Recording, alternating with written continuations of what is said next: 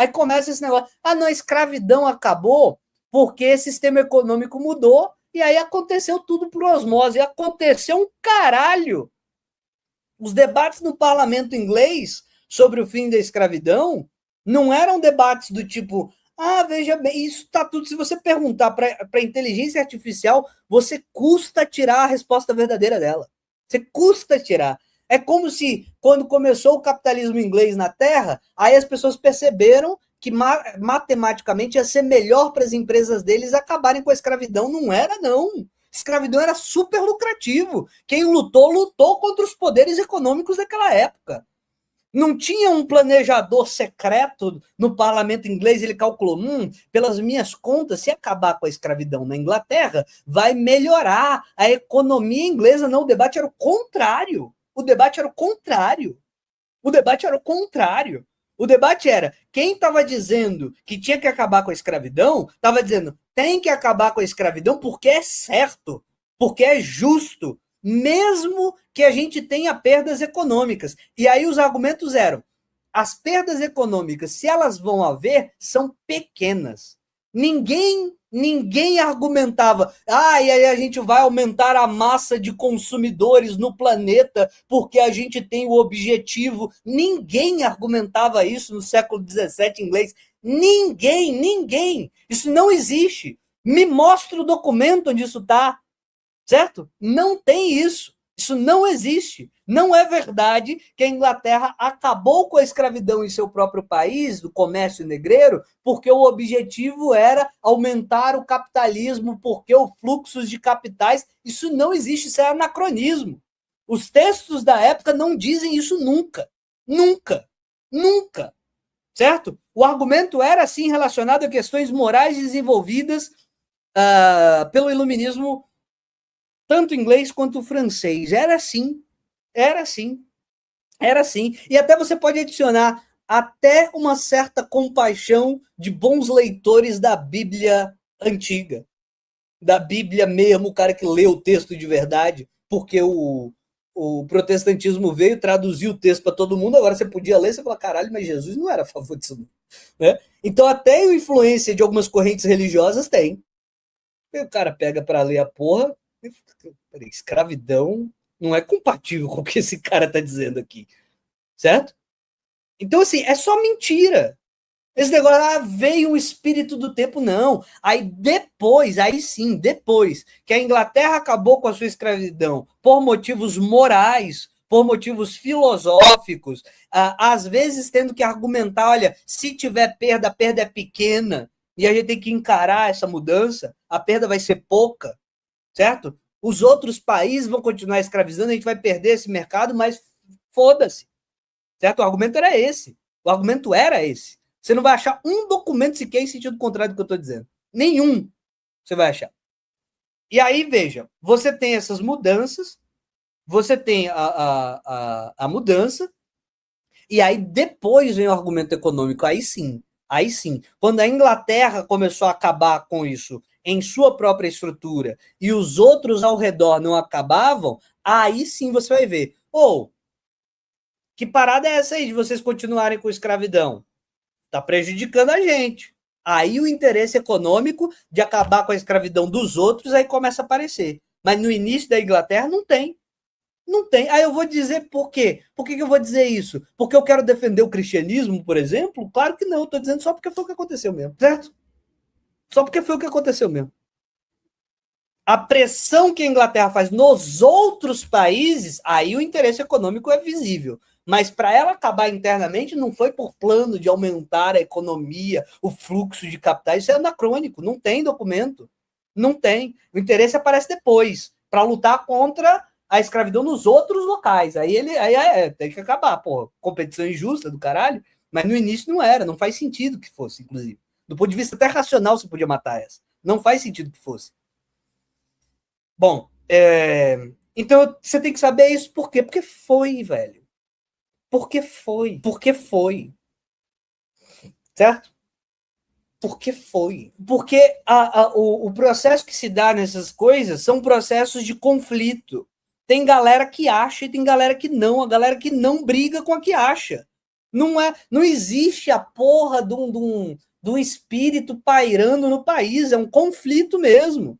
Teve gente que começou a tomar posição. Eu acho que tem que acabar. E eles foram encarando e levaram para o parlamento e ganharam. Foi assim que eu posso fazer. Foi assim que foi. Foi assim que foi. Foi por motivos morais que essa galera acabou com a escravidão. Foi. Na Inglaterra, foi. Foi. Eu vou fazer o quê? Foi. Foi. Foi. Eu vou fazer o quê?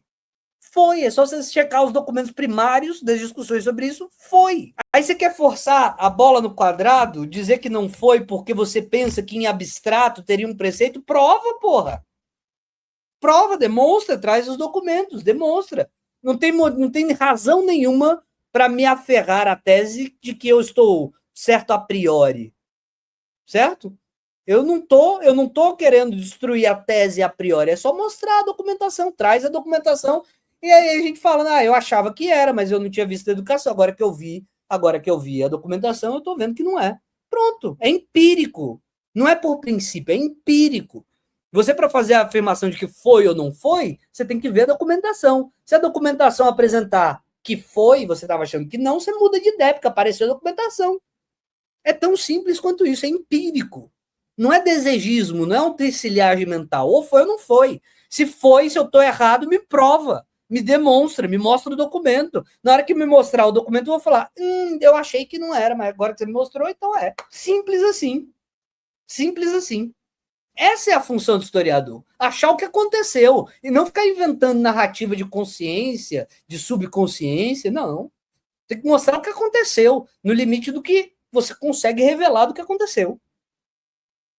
Certo? É isso, porque então, para que você está fazendo isso? É para inventar um passado? Para inventar um passado? Sair fazendo inferência igual um doido? Não, você tem uma hipótese, vai para o objeto com a hipótese, vê se os documentos demonstram a hipótese, analise criticamente os documentos, porque às vezes não é porque está escrito no documento que aconteceu. Então você vai ter que criar uma leitura do documento de análise crítica para justificar porque você acha que o documento é falso ou que ele não vale. Essa é a matéria. Essa é a matéria. Essa é a matéria. Certo? Essa é a matéria. Se a minha tese está errada, não tem problema. Eu não sou Deus, eu não vasculhei todos os documentos do mundo. Se minha tese está errada, prove. Demonstra. Mostra a documentação. Olha, você foi superficial demais, você fez afirmações a partir de um vasculhar prévio, e aí eu achei mais documentos e mostrei que você está falando merda. Olha só. Um tanto de documento mostrando que eles estavam com planos.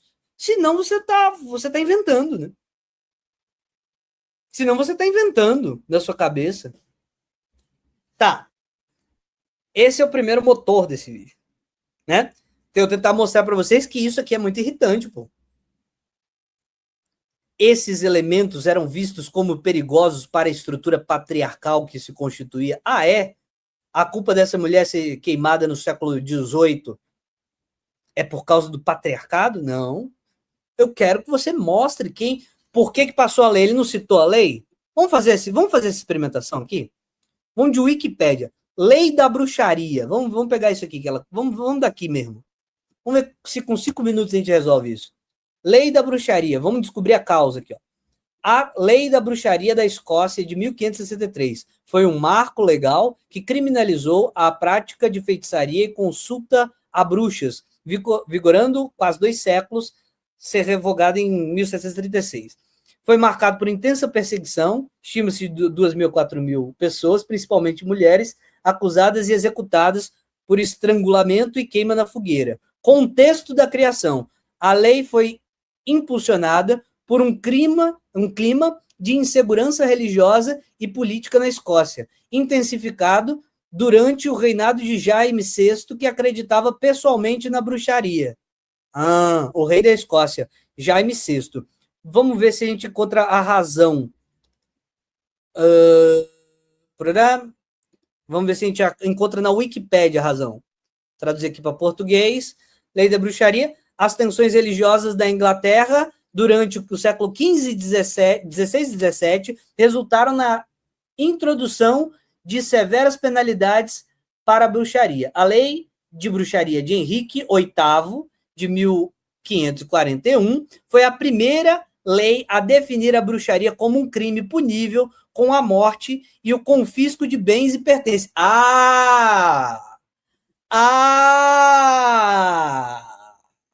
O contexto é o mesmo contexto que Henrique VIII começa a expropriar tudo que é... é o contexto do absolutismo inglês. Então tem uma razão econômica.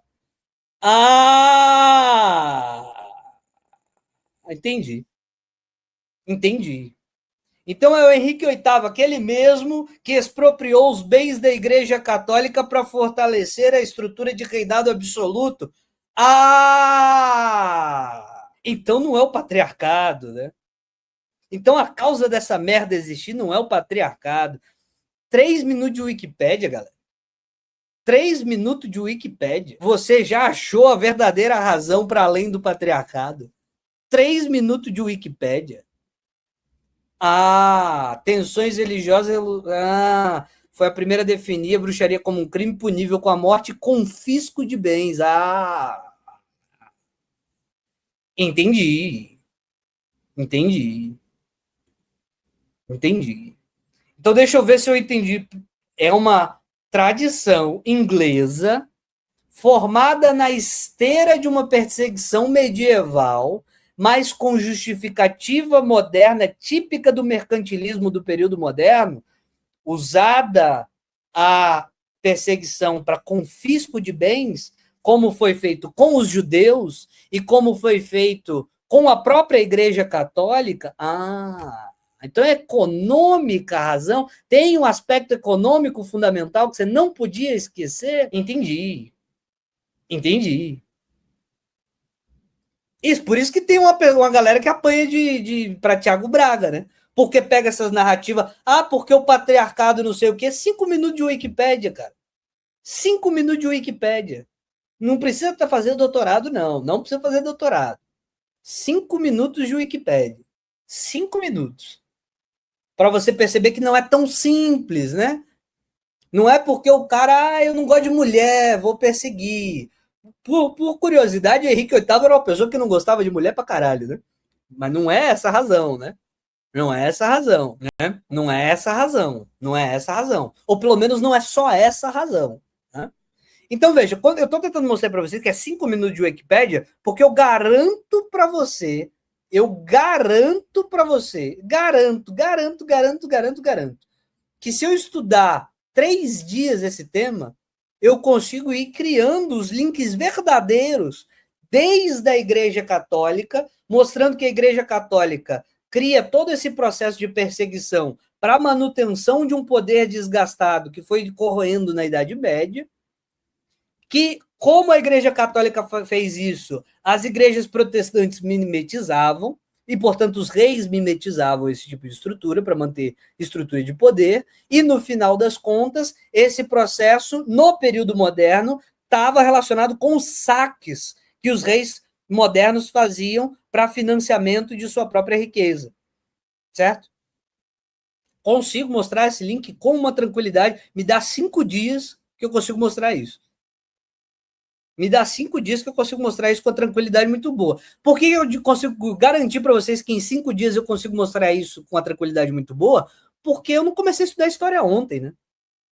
Eu não comecei a estudar história ontem. Eu não preciso saber o documento original em latim, porque eu já tenho uma visão genérica do que acontece nesse período.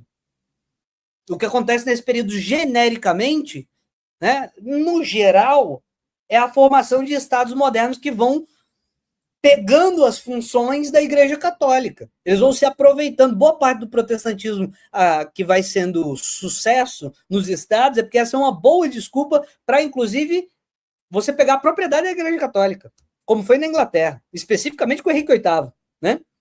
Era prática típica do Henrique VIII se aproveitar da fragilidade da Igreja Católica para ir engolindo tudo.